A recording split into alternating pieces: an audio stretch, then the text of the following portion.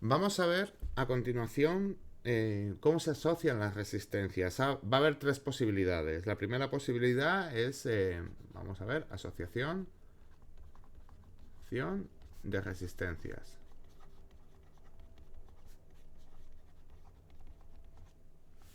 La primera opción que nos vamos a encontrar va a ser la siguiente, que las resistencias estén en serie. Eso lo que se dice es básicamente cuando las resistencias están así, que comparten un solo cable y están todas colocadas una detrás de otra. Imaginemos que esta resistencia la llamamos R1, R2 y R3. Por aquí va a pasar una intensidad, porque hay un circuito, y este circuito básicamente va a venir impulsado porque hay un voltaje. Entonces, la resistencia equivalente de estas tres, es decir, si cogiéramos estas tres y en vez de estas tres pusiéramos solo una, y esa única resistencia causara en el circuito los mismos efectos que estas tres, esa es la resistencia equivalente. Entonces, cuando la resistencia está en serie, la resistencia equivalente es igual a la suma de las resistencias que están colocadas en serie. En este caso hay tres, pues imaginaros que hubiera más. Pues sería básicamente R1 más R2 más R3, etcétera. ¿De acuerdo? Venga. Ahora, ¿qué pasaría con la intensidad? La intensidad que pasa por el circuito, que pasa por esta resistencia, que pasa por esta, es siempre la misma porque hay un solo cable. Entonces, I sub 1 es igual a I sub 2, que es igual a I sub 3 y sería igual a una hipotética I total. Igual a las que hubiera. ¿De acuerdo? Venga. ¿Qué pasaría con el voltaje? Pues aquí sí nos encontraríamos que igual que con las resistencias, el voltaje o la caída de tensión, voy a ir un poquito para arriba, la caída de tensión que se produce en esta resistencia, más la que se produce en esta, más la que se produce en la tercera, sería equivalente al voltaje total que hay en el circuito.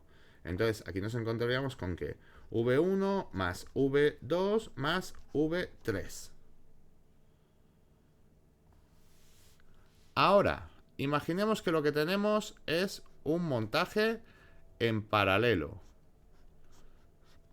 Un montaje en paralelo, básicamente, es el equivalente a tener varios cables, que las resistencias no comparten cable, R1, R2 y R3. En el montaje en paralelo nos vamos a encontrar con lo siguiente.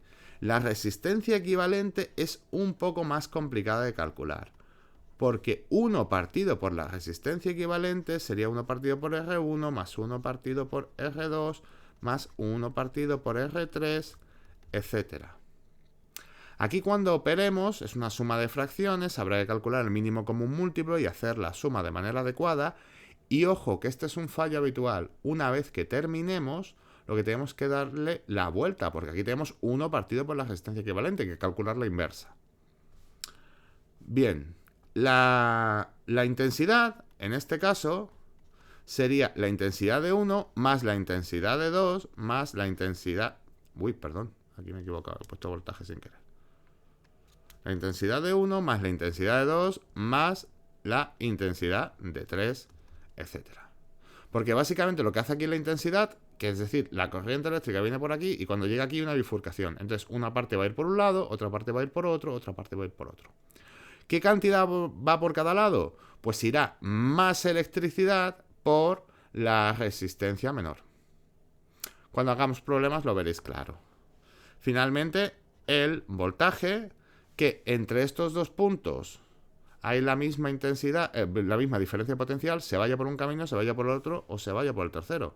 Entonces, voltaje va a ser igual a V sub 1, igual a V sub 2, igual a V sub 3. Entonces, este básicamente sería el montaje en serie, este sería el montaje en paralelo, y habría un tercer montaje que sería el montaje mixto.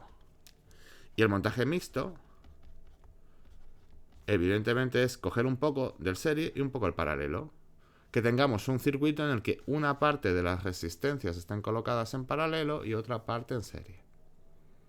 Vamos a ir viendo a continuación circuitos en los que utilicemos estas asociaciones de resistencias para que veáis que básicamente si los hacemos siempre de la misma forma, veréis que son sencillos de hacer.